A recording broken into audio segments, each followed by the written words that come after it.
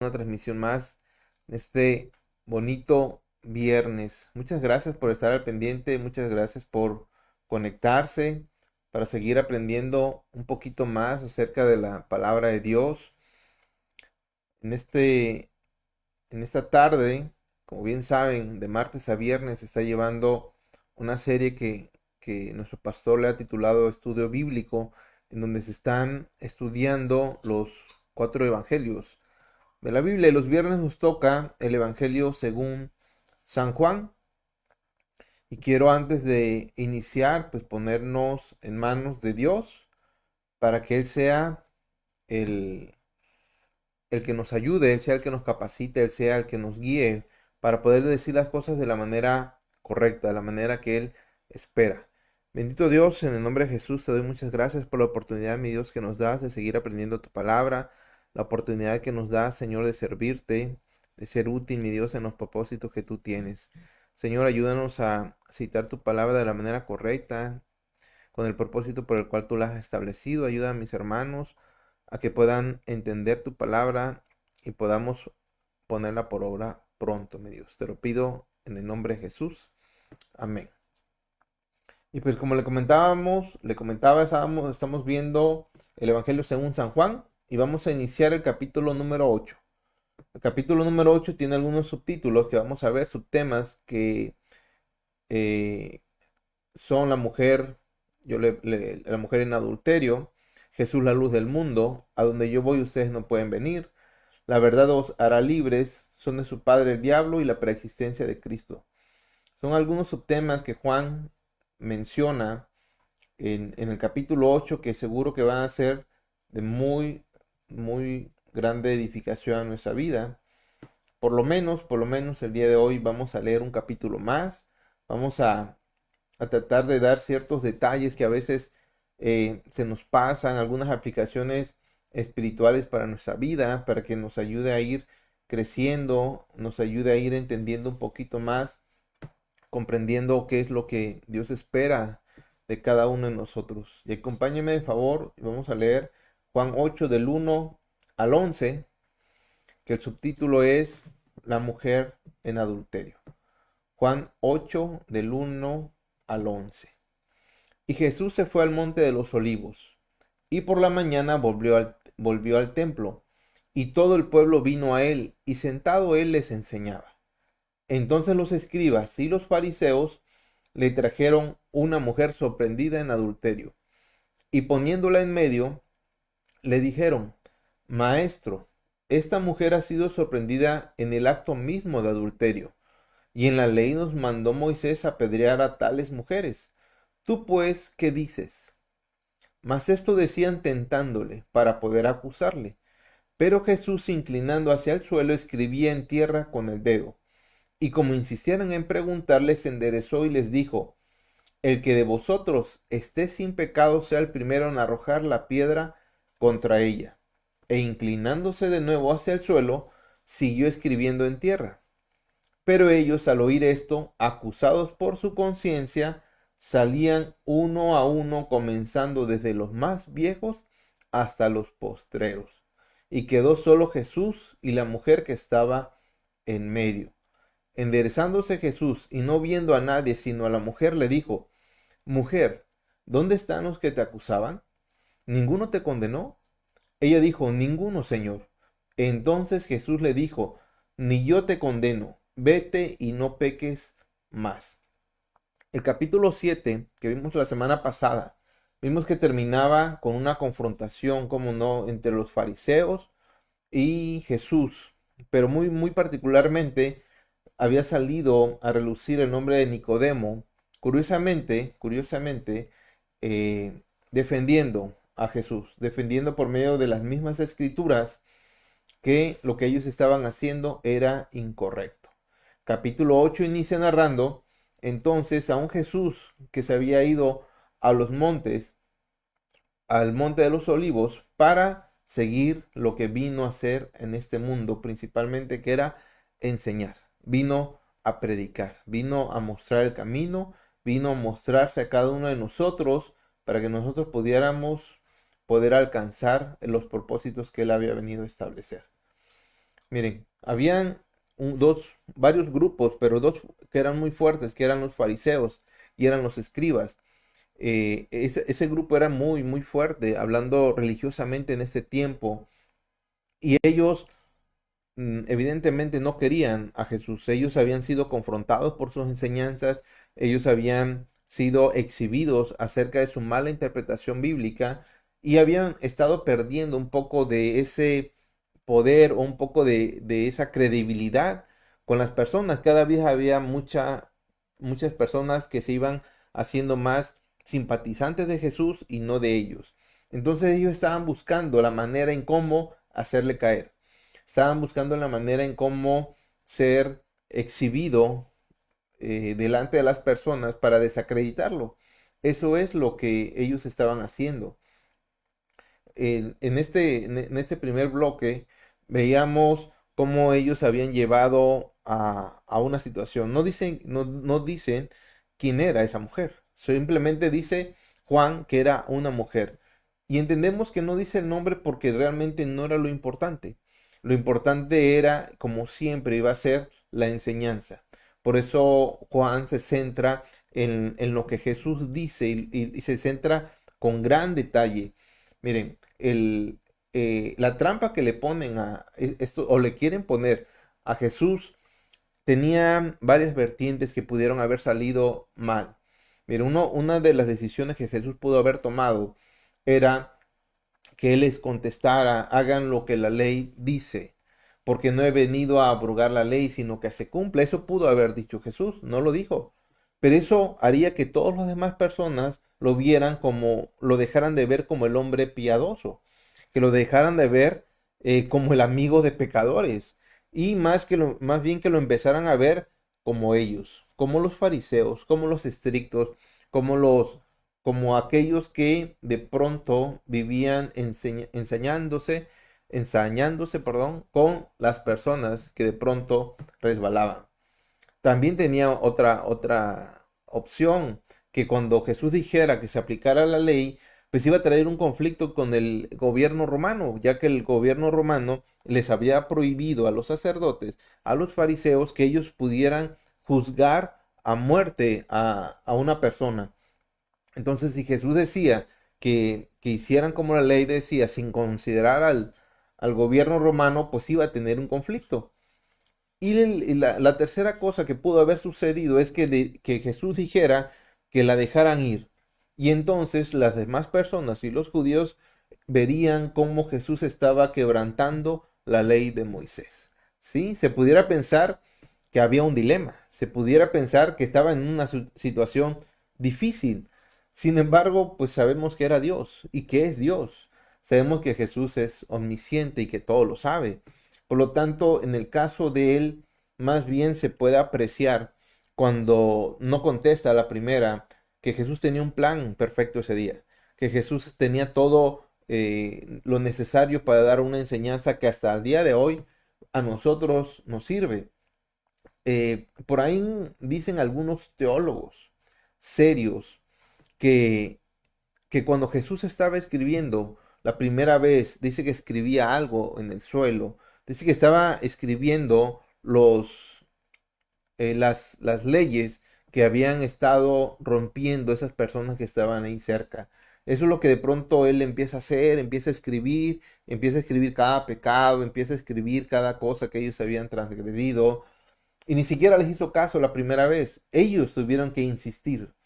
Ellos insistieron, dijeron, maestro, ¿qué hacemos entonces con lo que te hemos traído? La respuesta fue más que contundente. La respuesta es desafiante, la respuesta va llena de sabiduría, la respuesta realmente es una respuesta que proviene de lo alto, del mismo Dios encarnado, y les contesta: quien no haya quebrantado la ley nunca, entonces puede hacer que la ley se cumpla también en esa mujer. Evidentemente, los viejos se fueron primero. ¿Por qué? Pues porque eran los que más habían pecado. Pero aún hasta los más jóvenes, nadie pudo tener el testimonio, nadie pudo tener una conciencia tan tranquila como para poder ellos ponerse como jueces. Y se fueron.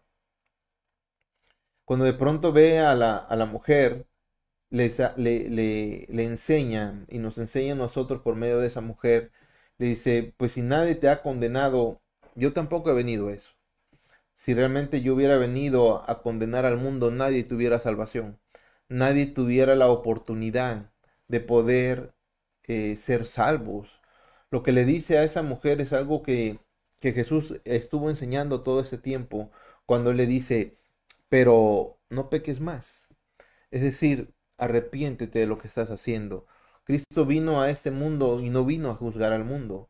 Vino a enseñarnos la manera correcta de vivir para que viviendo de esa manera correcta, que es solo viviendo bajo el gobierno de Jesús, nosotros vamos a poder alcanzar la vida que Cristo nos ha regalado, que es la vida eterna. A esa mujer le dice lo que cada uno de nosotros debemos de entender, no peques más. ¿Para qué? Para que realmente podamos vivir de la manera en cómo Él quiere que vivamos. Cabe aclarar también que la misma ley decía que tanto el hombre como la mujer tenían que ser condenados, no solo la mujer. Y ese era algo de lo que en aquel tiempo y muchas veces en nuestra actualidad también vemos, que es que vemos un juicio contencioso que de pronto aplica para una persona, pero no aplica para la otra, como todos los fariseos y todos los principales eran hombres, de alguna manera tenían que cubrirse y siempre iban en contra de la mujer. Es bueno recalcar que tanto el hombre como la mujer, según la ley que ellos estaban diciendo, tenían que ser enjuiciados y no solo la mujer. Pero vemos que Cristo nos enseña su carácter. Cristo nos enseña una parte de su atributo. Cristo no solo eh, viene a ser ese juez, o no vino en aquel tiempo a ser ese juez implacable, todo lo contrario, vino a enseñarnos un nuevo camino, vino a enseñarnos su verdad, algo muy distante, muy diferente a cómo los fariseos la estaban aplicando. Y en el segundo tema, subtema, es Jesús, la luz del mundo. Vamos a leer Juan 8 del 12 al 20. Otra vez Jesús les habló diciendo, yo soy la luz del mundo. El que me sigue no andará en tinieblas, sino que tendrá la luz de la vida. Entonces los fariseos le dijeron, tú das testimonio acerca de ti mismo, tu testimonio no es verdadero. Respondió Jesús y les dijo, aunque yo doy testimonio acerca de mí mismo, mi testimonio es verdadero, porque sé de dónde he venido y a dónde voy. Pero vosotros no sabéis de dónde vengo ni a dónde voy. Vosotros juzgas según la carne, yo no juzgo a nadie. Y si yo juzgo, mi juicio es verdadero, porque no soy yo solo, sino yo y el que me envió, el Padre. Y en vuestra ley está escrito que el testimonio de dos hombres es verdadero. Yo soy el que doy testimonio de mí mismo, y el Padre que me envió da testimonio de mí. Ellos le dijeron, ¿dónde está tu Padre? Respondió Jesús, ni a mí me conoces, ni a mi Padre. Si a mí me conocieses, también a mi Padre conocerías. Estas palabras habló Jesús en el lugar de las ofrendas, enseñando en el templo, y nadie le prendió porque aún no había llegado su hora. Esto que habla esa parte del capítulo 8 del versículo 12 pareciera que sale fuera del contexto, pareciera que hay una historia, pareciera que viene un diálogo y de pronto Jesús hace una de las afirmaciones del yo soy. Pareciera que no tiene razón de ser que de pronto dijera yo soy la luz del mundo. Si nosotros leemos como debería de ser, así de corrido, veríamos que prácticamente no encaja ese diálogo ni en el primero ni en lo que sigue. Simplemente pareciera que a Jesús se le ocurre decir, yo soy la luz del mundo. Sin embargo, cuando en el verso 20 Juan menciona en dónde habló estas palabras, Jesús tiene ya toda la intención. Y hay muchas cosas que uno no logra interpretar porque carecemos de información, carecemos de algo que es un poquito de historia de las fiestas judías, carecemos un poquito de información acerca de lo que sucedía realmente en el contexto cultural y social de aquel tiempo. Mire, Cuando Juan habla de que Jesús estaba en el lugar de las ofrendas, vemos que solo en ese lugar, en el templo, es donde podían llegar las mujeres.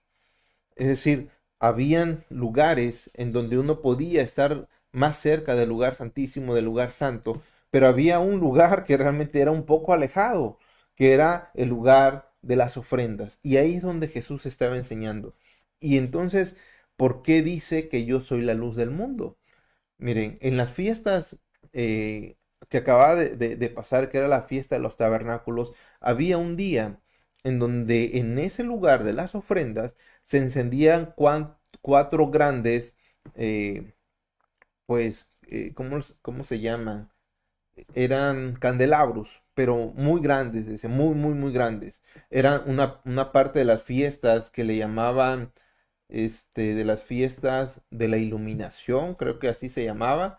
Entonces ellos lo prendían, grandes luminarias, y toda la luz se podía ver por el templo, y no solo del templo, salía del templo, y la ciudad entera podría por las calles ver tal luz.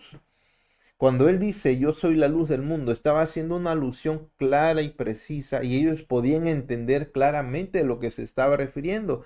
Porque para empezar estaba en el lugar en donde se prendían esas luces. Miren, ¿qué le estaba tratando de decir Jesús a esas personas? Que ellos hacían una fiesta cuando prendían esas luces. Ellos se sentían orgullosos de su templo, se sentían orgullosos de la misma ciudad, porque desde lejos se podía ver cuando ese templo se iluminaba con esas grandes luminarias. Sin embargo, con el paso del tiempo, con el paso de las horas, dice que duraba desde el atardecer hasta el amanecer encendidos todas esas luminarias, pero se apagaban. Y de pronto ya no podían seguir iluminando a más personas. Cuando Jesús dice, yo soy la luz del mundo, y el que me sigue no andará en tinieblas, sino que tendrá la luz de la vida, está hablando de que esas luminarias solo eran la representación de algo que iba a venir, y que era el mismo que estaba ahí en ese momento iluminando la vida de todas aquellas personas que estaban aprendiendo de él, de todas las personas que estaban recibiendo su palabra, que estaban recibiendo su evangelio, estaban siendo iluminados, pero esa luz ya no iba a acabar, esa luz ya no se iba a apagar, esa luz iba a estar iluminando e iluminando e iluminando por siempre. Qué gran diferencia realmente es cuando Jesús viene a enseñarnos la palabra de la manera correcta y no como los judíos o los fariseos o aquellos que de pronto se tiene una interpretación incorrecta de la escritura. Que Jesús vino a enseñarnos a decir que habían muchas sombras que apuntaban a una realidad. Y era la realidad la que le estaba diciendo que era lo que verdaderamente esa luz quería decir. Y era Cristo. La luz que se prendía después de la fiesta de los tabernáculos, la luz que de pronto se prendía en esas grandes luminarias llamada la iluminación del tiempo, así se llamaba esa fiesta, apuntaba a Cristo y era Él mismo enseñándoles. Pero ellos estaban ocupando de decir, yo no creo que tú seas, tú dices esas cosas por ti mismo, pero no hay alguien. Y Jesús les cita la ley y dice, mira, la ley dice que si hay dos testigos, entonces el testimonio de ellos es verdadero. Y saben que mi padre y yo damos testimonio de lo que estamos diciendo. Pero como ustedes juzgan en la carne, no van a poder nunca, ni me conocen a mí, ni conocerán a mi padre. Es algo difícil, es algo a veces complicado de entender porque la dureza del corazón del hombre, la dureza de la mente del hombre no nos permite conocer las verdades de Dios, pero para eso estamos, para seguir estudiando su palabra y que realmente sea su palabra, sea Cristo mismo iluminando nuestras vidas. Hay otro subtítulo que es a donde yo voy, ustedes no pueden venir, que es Juan 8 del 21 al 30. Dice, otra vez les dijo Jesús, yo me voy y me buscaréis, pero en vuestro pecado moriréis. A donde yo voy, vosotros no podéis venir. Decían entonces los judíos, ¿acaso se matará a sí mismo que dice, a donde yo voy, vosotros no podéis venir? Y les dijo, vosotros sois de abajo y yo soy de arriba. Vosotros sois de este mundo, yo no soy de este mundo. Por eso os dije que moriréis en vuestros pecados. porque si no crees que yo soy, en vuestros pecados moriréis. Entonces le dijeron, ¿tú quién eres? Entonces Jesús le dijo, lo que desde el principio os he dicho. Muchas cosas tengo que decir y juzgar de vosotros, pero el que me envió es verdadero, y yo lo que he oído de él, esto hablo al mundo. Pero no entendieron que les hablaba del Padre. Les dijo pues Jesús, cuando hayáis levantado al Hijo del Hombre, entonces conoceráis que yo soy, y que nada hago por mí mismo, sino que según me enseñó el Padre, así hablo, porque el que me envió conmigo está. No me ha dejado solo el Padre, porque ya yo hago siempre lo que él le agrada. Hablando él estas cosas, muchos creyeron en él. Gran revelación estaba dando nuestro Señor Jesús en ese tiempo y en ese momento. Él les estaba diciendo, miren, desde la primera vez yo les he dicho quién soy. Juan dio testimonio de quién era yo y ustedes no quieren creer, pero les voy a decir algo. Así les dice, les voy a decir algo. Va a llegar el momento donde ustedes lo van a ver. ¿Y cuándo iba a suceder eso? Cuando él fuera crucificado y él resucitara. Él les estaba diciendo a esas personas que no creían, esas personas que no lo apreciaban, le dice, miren, ustedes están en una posición diferente, ustedes están viviendo en un mundo alejado del mundo que yo vengo a ofrecerles. Y yo sé que hoy no me creen porque ustedes simplemente juzgan con sus ojos, juzgan sus oídos, pero va a venir un momento, y así dice, va a venir un momento donde ustedes van a comprender lo que yo les estoy diciendo. Y eso es cuando sea levantado. Y así fue. Realmente vemos más adelante en los evangelios que mucha gente creyó después de que Cristo fue crucificado y que mucha gente más creyó cuando Cristo fue resucitado. De eso él les estaba hablando. Y muchos, dice, creyeron en él. Del verso 31 al 38 vemos el subtítulo que es La verdad os hará libres. Dijo entonces Jesús a los judíos que habían creído en él. Si vosotros permanecéis en mi palabra, seréis verdaderamente mis discípulos, y conocerás la verdad, y la verdad os hará libres. Le respondieron, linaje de Abraham somos, y jamás hemos sido esclavos de nadie. ¿Cómo dices tú seréis libre? Jesús le respondió, de cierto os digo, que todo aquel que hace pecado, esclavo es del pecado. Y el esclavo no queda en la casa para siempre. El Hijo sí queda para siempre. Así que si el Hijo os libertare, seréis verdaderamente libres. Sé que os sois descendientes de Abraham, pero procuráis matarme, porque mi palabra no haya cabida en vosotros. Yo hablo lo que he visto acerca del Padre, y vosotros hacéis lo que habéis oído acerca de vuestro Padre. Miren, después de todas las cosas que Jesús había enseñado, las cosas que él había interpretado, las cosas, las señales que Juan dice que él había hecho, mucha gente estaba siendo simpatizantes de Cristo. Y es importante decir que estaban siendo simpatizantes, porque Jesús nos habla claramente que hay diferencia entre un creyente verdadero y un simpatizante. Cuando Él dice, si ustedes realmente, verdaderamente quieren ser mis discípulos, deben de tener ciertas características. ¿Por qué?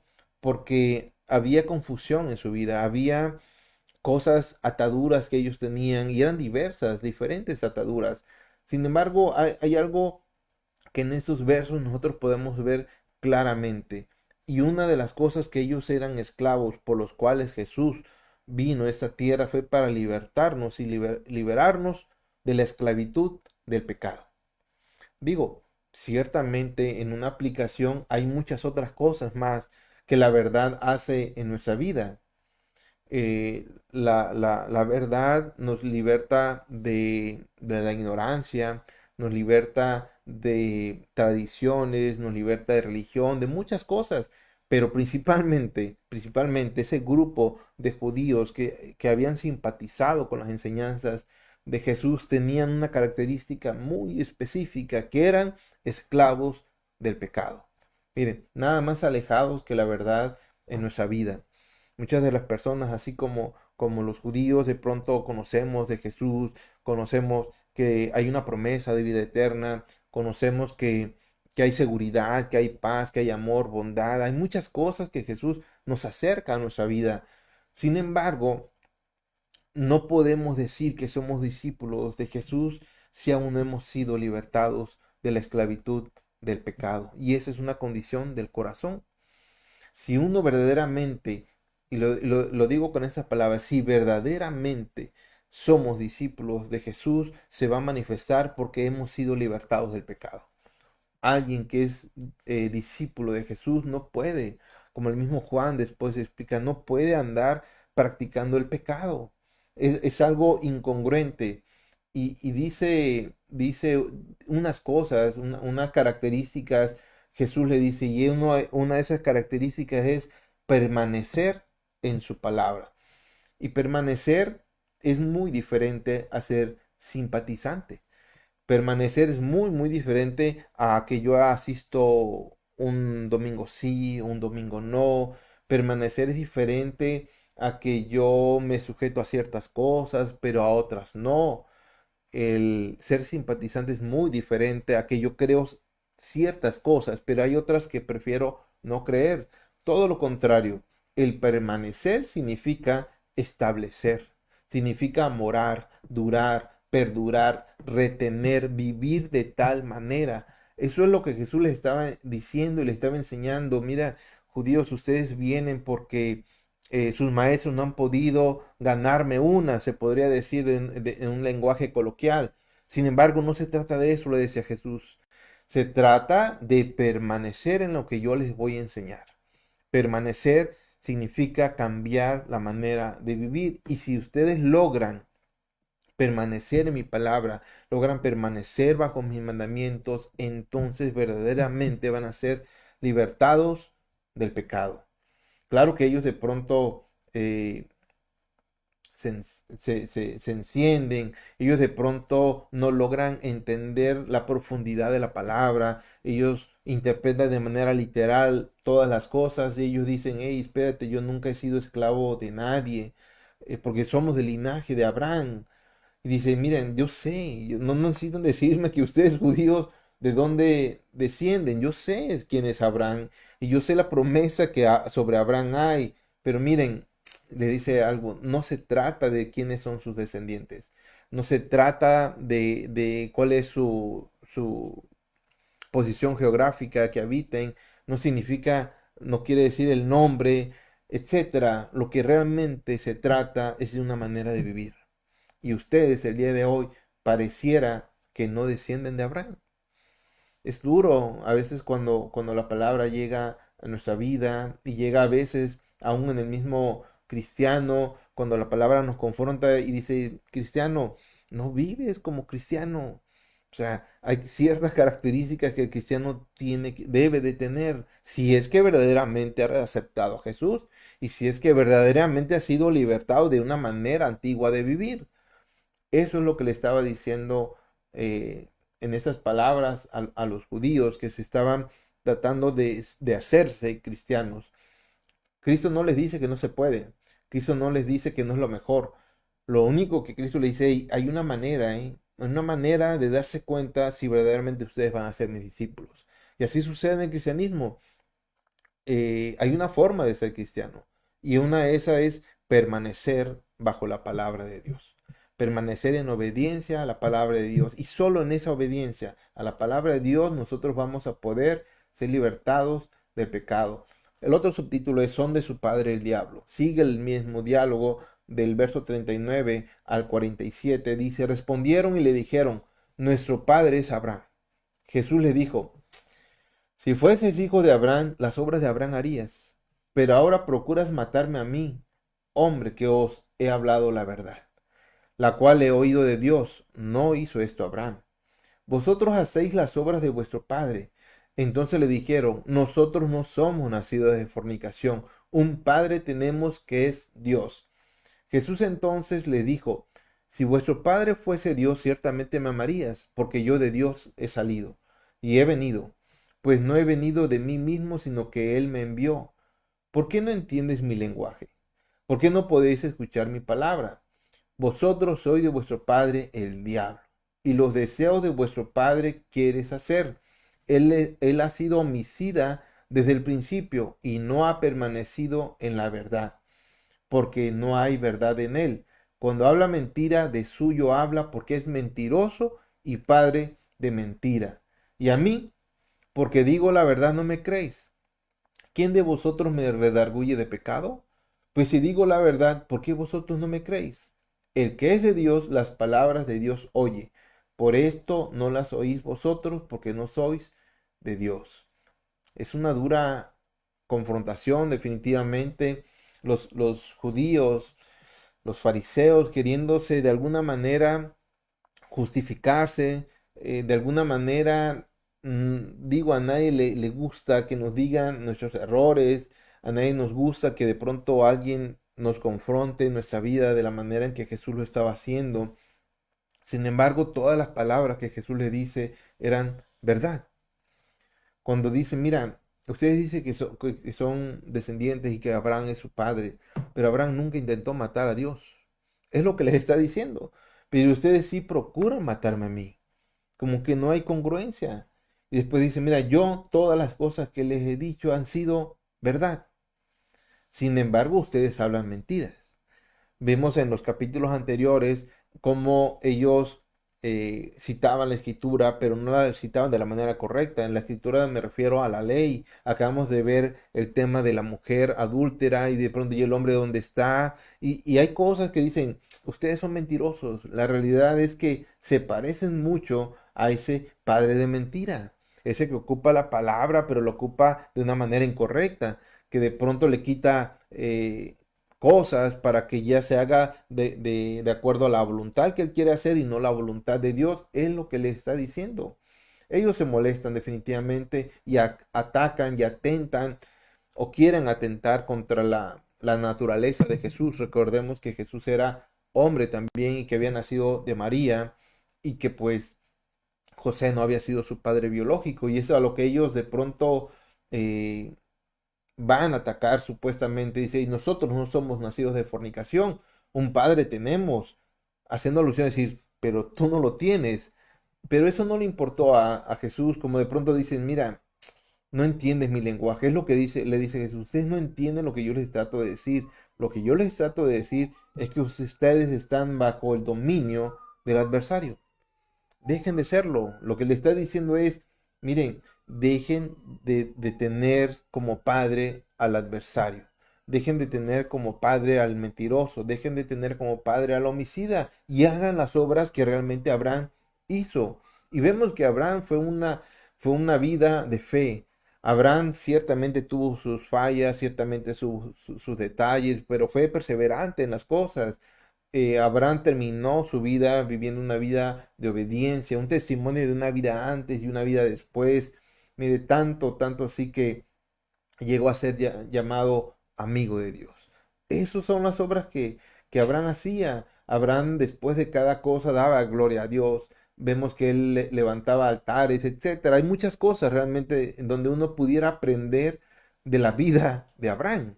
Muchas cosas que cuando de pronto dices, haría las mismas cosas que Abraham hizo. Uf, hay muchas cosas, tanto que estaba dispuesto a hacer lo que fuera para Dios.